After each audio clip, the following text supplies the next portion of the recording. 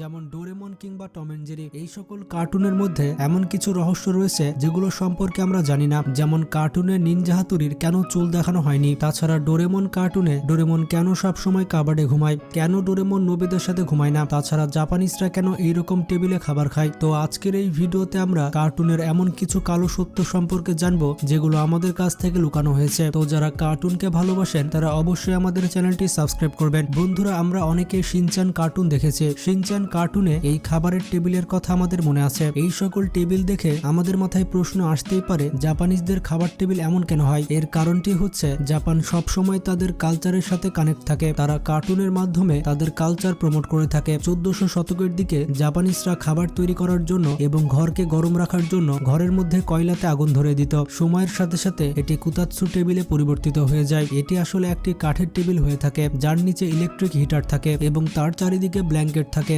যেহেতু জাপানের সবাই নিচে বসে থেকে খাবার খেতে পছন্দ করে, তাই এই ধরনের টেবিলের মাধ্যমে তারা ঠান্ডার সময়ে গরম অনুভব করে থাকে। মজার ব্যাপারটি হচ্ছে তারা এই টেবিলকে খাবার টেবিল হিসেবে ব্যবহার করার পাশাপাশি বেডরুম হিসেবেও ব্যবহার করে থাকে। বন্ধুরা, Tom and Jerry best friend হয়ে যাবে এটি অসম্ভব বিষয়। তবে টম এন্ড জেরি কার্টুন যখন শুরু হয়েছিল তখন তারা বন্ধু ছিল। তবে টম কিন্তু কখনোই জেরির খারাপ চায়নি। টম সবসময় জেরির পিছে ইচ্ছে করে লেগে থাকতো, কারণ টমের যে বাড়িওয়ালা ছিল সেই মহিলা জেরিকে একেবারে পছন্দ করতো না। তাই টম যদি জেরিকে না ধরতো তাহলে তার মালকিন তাকে বাড়ি থেকে বের করে দিত। তাছাড়া টম জেরিকে সবসময় জ্বালাতো। তার আরো একটি কারণ হচ্ছে অন্য কোনো বিড়াল যাতে এই বাড়িতে না আসতে পারে, কারণ অন্য কোনো বিড়াল আসলেই জেরিকে সে খেয়ে ফেলবে। বন্ধুরা, অবাক করা বিষয়টি হচ্ছে নাসার একটি স্যাটেলাইটের নাম হচ্ছে টম এবং জেরি। এখন আপনারা বুঝতে পারছেন টম এন্ড জেরি পৃথিবীর বাইরে পর্যন্ত পৌঁছে গিয়েছে। তো এবার আসা যাক ডোরেমন কার্টুনের কাছে। যখন থেকে ডোরেমন নোবিতার কাছে এসেছে তখন থেকে ডোরেমন কাবাডে ঘুমায়। কিন্তু আপনার মনে কি কখনো এমন প্রশ্ন জেগেছে যে ডোরেমন কেন কাবাডে ঘুমায়? ডোরেমন চাইলেই তো নোবিতার সাথে ঘুমাতে পারে। তবে ডোরেমন এবং নোবিতা যখন বাইরে যায় তখন তারা একসাথে ঘুমিয়ে থাকে, কিন্তু যখন তারা বাসাতে থাকে তখন তারা একসাথে কোনোভাবেই ঘুমায় না। তো যেমনটা জানেন, ডোরেমন আসলে একটি ফিউচারের রোবট, আর ফিউচারের রোবটদের নিজের নিজের বাড়ি থাকে। এর পাশাপাশি তাদের প্রাইভেসিও আলাদা থাকে, যার কারণে ডোরেমন যখন নোবিতার সাথে দেখা করে তখন থেকে ডোরেমন চাইতো তার একটি আলাদা রুম হোক। কিন্তু নোবিতার বাসায় ডোরেমনের থাকার জন্য আলাদা কোনো রুম ছিল না। ডোরেমনের আলাদা থাকার স্বপ্নই থেকে যায়। এই কারণে ডোরেমন কাবাডকে তার নিজের রুম বানিয়ে নেয় এবং সেখানে ডোরেমন ঘুমিয়ে থাকে। তাছাড়া একটি এপিসোডে যখন নোবিতা ডোরেমনকে বলেছিল, যদি আমাদের কাছে বেশি টাকা থাকতো তাহলে তোমার থাকার জন্য আমি আলাদা একটি রুম করে দিতাম। এই কথা শোনার পর ডোরেমন অনেক খুশি হয়ে গিয়েছিল। কিন্তু দুর্ভাগ্যজনক বশত ডোরেমনের সকল এপিসোডে ডোরেমনকে কখনোই আলাদা রুম দেওয়া হয় না, যার কারণে সে কাবাডে ঘুমিয়ে থাকে। ডোরেমন কার্টুন সিরিজে এমন একটি ক্যারেক্টার রয়েছে যে ক্যারেক্টারকে সব থেকে কমবার দেখানো হয়েছে এবং সেই ক্যারেক্টার হচ্ছে সুজুকার বাবা। সুজুকার বাবাকে ডোরেমনের সব থেকে কমবার দেখানো হয়েছে। এই ক্যারেক্টার সম্পর্কে আমরা তেমন কিছুই জানি না। তাছাড়া এটি অনেক কনফিউজিং একটি ক্যারেক্টার। প্রথমত, এই ক্যারেক্টারকে কার্টুনে অনেক কমবার দেখানো হয়েছে এবং দ্বিতীয়ত হচ্ছে যখনই এই ক্যারেক্টার এসেছিল তখন এই ক্যারেক্টারের বডি স্ট্রাকচার পুরোপুরি চেঞ্জ হয়ে গিয়েছিল। মানে একটি এপিসোডে আসে একটি বডি স্ট্রাকচারে আর অন্য এপিসোডে আসে অন্য বডি স্ট্রাকচারে। একটি এপিসোডের সাথে তার আরেকটি এপিসোডের কোনো মিল নাই। ডোরেমন কার্টুনে এই ক্যারেক্টারের নাম হচ্ছে ইউশিও মিনামোটো। শুধুমাত্র ডোরেমন কার্টুন সিরিজেই নয়, ফুজিগো ফুজোর যে অরিজিনাল স্টোরি ছিল সেই অরিজিনাল স্টোরিতে সুজুকার বাবাকে আলাদা আলাদা ক্যারেক্টারে দেখানো হয়েছিল। এক কথায় বলা যেতে পারে এটি অনেক কনফিউজিং একটি ক্যারেক্টার। তবে অনেকেই মনে করে সুজুকার মা 2 থেকে 3টি বিয়ে করেছে, যার কারণে বিভিন্ন এপিসোডে তার বাবাকে আলাদা আলাদা দেখানো হয়েছে। বন্ধুরা, আরেকটি মজার ফ্যাক্ট হচ্ছে নোবিতার মায়ের মধ্যে অনেক মিস্টারি লুকিয়ে আছে, আর এই রহস্যটি রয়েছে নোবিতার মায়ের চোখের মধ্যে।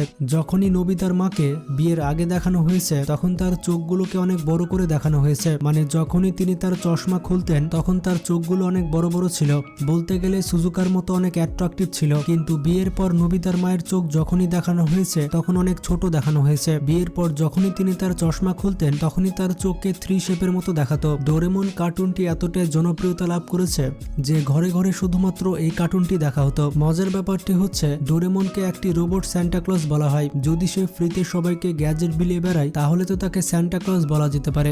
ডোরেমন কার্টুনে যে বাড়িটি আপনি দেখতে পেয়েছেন সেটি দেখে ইন্সপায়ার হয়ে বাস্তবে এই বাড়িটি তৈরি করা হয়েছে এবং জাপানে এই ধরনের বাড়িকে অর্ডিনারি হাউস হিসেবে ধরা হয়। মানে ডোরেমন কার্টুনে আপনি যেই বাড়িটি দেখতে পান জাপানে এই ধরনের বাড়ি খুবই সাধারণ। যদি আপনি স্পেসিফিক ভাবে ডোরেমনের এই বাড়িটিকে দেখতে চান তাহলে আপনাকে যেতে হবে ফুজিও মিউজিয়ামে। এই মিউজিয়ামে গেলে আপনি দেখতে পাবেন ডোরেমন কার্টুনের সেই বাড়িটিকে। মজার ব্যাপারটি হচ্ছে ট্যাবের মাধ্যমে মাধ্যমে আপনি এই বাড়িটির ভেতরে নোবিতা এবং ডোরেমন ক্যারেক্টার দেখতে পাবেন। তো যারা যারা ডোরেমন কার্টুনকে অনেক বেশি ভালোবাসেন তারা এই মিউজিয়ামে যেতে পারেন। তো এবার আসা যাক নিনজা হাতুড়ির কাছে। নিনজা হাতুড়ির প্রত্যেকটি এপিসোডে আপনি এমন একটি কাক দেখতে পাবেন। প্রত্যেকটি এপিসোডের শুরুতে এই পাখিটি আসলে কেন আসে, এই পাখিটির পেছনে আসলে কি রহস্য রয়েছে। তো যেই ব্যক্তি নিনজা হাতুড়ি ডেভেলপ করেছিলেন তার প্রথমে এই পাখিটির কোনো প্রয়োজন ছিল না, কিন্তু নিনজা হাতুড়ি কার্টুন যখন আস্তে আস্তে জনপ্রিয় হয়ে ওঠে তখন কার্টুন ডেভেলপারদের এমন একটি ক্যারেক্টার প্রয়োজন ছিল যেই ক্যারেক্টার সেগমেন্টেশনের মাঝখানে এসে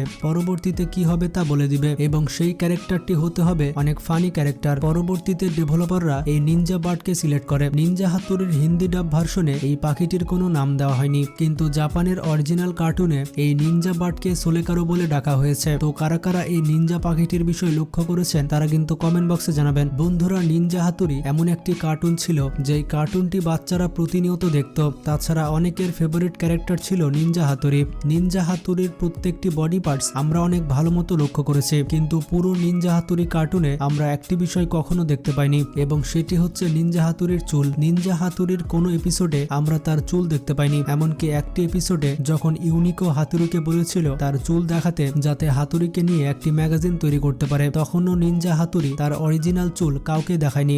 যখনই হাতুড়িকে তার চুলের ব্যাপারে জিজ্ঞেস করা হয় তখন বারবার হাতুড়ি উত্তর দিয়েছিল যে একজন সত্যিকারের নিনজা তার সিক্রেট কখনোই প্রকাশ করে না। কিন্তু যে ব্যক্তি নিনজা হাতুড়ি ডেভেলপ করেছিলেন তাকে এই বিষয়ে জিজ্ঞেস করা হলে তিনি এই বিষয়ে বলেছিলেন যদি নিনজা হাতুড়ির চুল দেখানো হয় তাহলে তার চুলের স্টাইল হবে আমারার মতো, মানে আমারার চুলের স্টাইল যেমন নিনজা হাতুড়ির চুলের স্টাইলও তেমন হবে। তাছাড়া নিনজা হাতুড়ির বাবা হাতুড়িকে বলে দিয়েছিল তার চুল যেন কেউ না দেখতে পায়। এটি নিনজাদের রুলস এবং রেগুলেশনের মধ্যে পড়ে, যার কারণে হাতুড়ি কখনোই কাউকে তার চুল দেখায়নি। তো এই সকল কার্টুন সিরিজের মধ্যে আপনার পছন্দের কার্টুন কোনটি ছিল সেটি অবশ্যই কমেন্ট করে জানাবেন। আর বড় হয়ে কারা কারা এখনো কার্টুন দেখেন তারা কমেন্ট বক্সে লাভ রিয়াক্ট দিন। তো নিজে ভালো থাকবেন, অপরকে ভালো রাখবেন।